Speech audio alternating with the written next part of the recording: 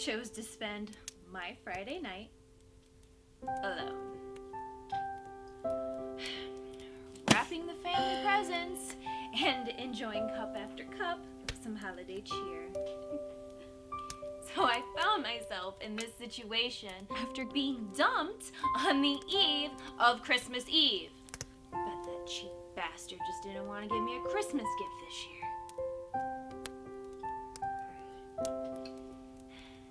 So after downing my 6th cup of holiday cheer, I was thinking, I still want to give my now ex-fiance a Christmas present. A present that represents how I really feel about him, that I made myself, that I could spend my full concentration on. Gonna do this, gonna do this, gonna make this,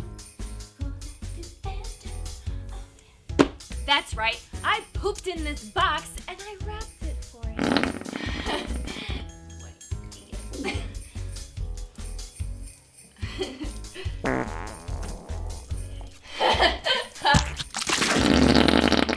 I couldn't wait to give this to him, so I marched my jolly little butt over to his house and put this on his doorstep.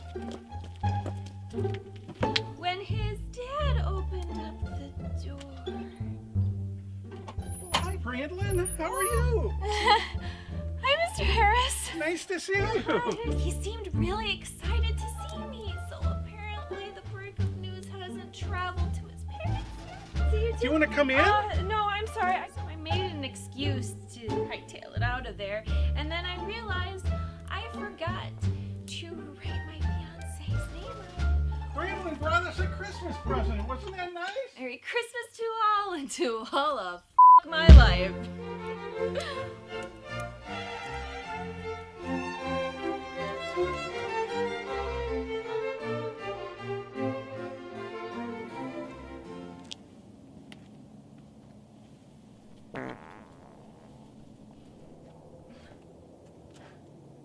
Fuck you, Chad.